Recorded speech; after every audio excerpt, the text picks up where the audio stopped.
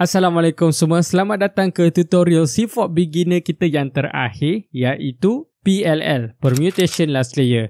Kenapa saya kata yang terakhir? Sebab selepas daripada ini saya akan tunjukkan formula-formula yang lebih hebat, tutorial-tutorial yang lebih mantap untuk anda dapat jadi lebih laju lagi. Jadi kita dah tak panggil dia sebagai beginner method. Untuk beginner CFOP ini yang terakhir. Jadi PLL bermaksud Permutation Last Layer, di mana kita akan siapkan ke semua warna CC ni sampai jadi macam ni selepas kita dah buat OLL.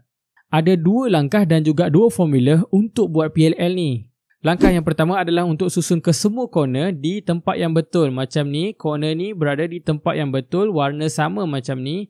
Ini pun berada di tempat yang betul, warna sama macam ini. Ini pun sama. Dan juga ini pun sama. Tapi kalau dia terlari sikit macam ni, asalkan dia dua-dua belah kanan dengan kiri ni dah sama, maksudnya betul lah. Cuma anda perlu pusing macam ni untuk samakan dia. Jadi, langkah pertama untuk anda buat PLL ni, cari dulu ada tak corner yang sama bersebelahan. Kalau macam kes saya sekarang ni, tak ada. Kalau tak ada langsung corner yang sama bersebelahan, anda perlu buat formula kita yang pertama. Anda boleh buat daripada mana-mana permukaan sahaja. Dan formula dia bermula macam ni. R, U2, R prime, U prime. R, U2, L prime, U, R prime, U prime, L. Selepas kita buat formula yang pertama ni, cuba tengok ada tak dua corner bersebelahan yang warna dia sama. Ini adalah merah hijau, tak sama lagi. Yang ini pula, ini sama, oren dan oren. Untuk bagi anda nampak lebih mudah, warna oren dua ni, kita akan bawa dia ke permukaan warna oren macam ni. Jadi kalau dapat dua sahaja warna sama macam ni, kita akan buat formula yang sama. Tapi, pastikan dua corner yang sama ni kita letak di bahagian kiri kita. Kita akan buat formula yang sama. Jom sama-sama ikut saya. Formula dia bermula macam ni. R, U2, R prime, U prime, R, U2, L prime, U, R prime, U prime, L. Anda nampak tak? Sekarang ke semua corner, warna bersebelahan dia dah sama. Bila ke semua corner warna sebelah dia dah sama, ada dua situasi boleh jadi. Sama ada ke semua permukaan sisi belum siap lagi ataupun satu permukaan sisi dah siap macam ni. Kalau belum ada permukaan sisi yang siap, apa yang anda perlu buat adalah formula kita yang kedua. Cara dia sangat mudah. Formula dia bermula dengan F2, U,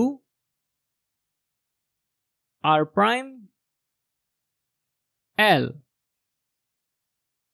F2, R, L prime, U, F2. Sekarang anda nampak satu permukaan dah sama. Lebih kurang sama situasi dia dengan kes yang belah kanan ni. Inilah step terakhir dalam CFOP beginner. Sekarang ni kita akan buat formula yang sama juga, tapi macam mana? Mana permukaan yang dah siap ni kita akan letak di bahagian belakang. Dan kita akan buat formula yang sama sahaja. Formula yang kedua tadi iaitu bermula dengan F2, U, R prime, L, F2, R, L prime, U, F2. Dah siap PLL dan dah siap Rubik anda. Tapi anda juga mungkin dapat situasi macam ini. Situasi ini nampak sama sahaja, tapi kita perlu buat formula tersebut sebanyak 2 kali. Sama juga warna yang siap letak dekat belakang. Dan kita akan buat F2, U, R prime, L, F2, R, L prime, U, F2. Nampak tak? Dia belum siap lagi. Kalau anda buat lagi sekali, mesti dia akan siap.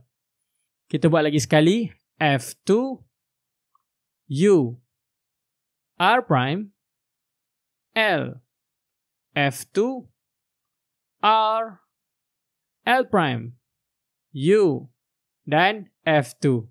Kalau anda dapat faham apa yang saya tunjukkan sepanjang video ini, tahniah sebab anda dah berjaya faham keseluruhan CFOP. Saya nak ucapkan terima kasih kepada anda semua. Kalau anda suka konten tutorial macam ni, anda boleh like, share, subscribe dan komen supaya saya lebih semangat lagi untuk ajar anda semua teknik-teknik laju Cube Rubik. Itu saja untuk CFOP Beginner. Kita jumpa dekat CFOP Intermediate dan selepas itu CFOP Advanced. Assalamualaikum.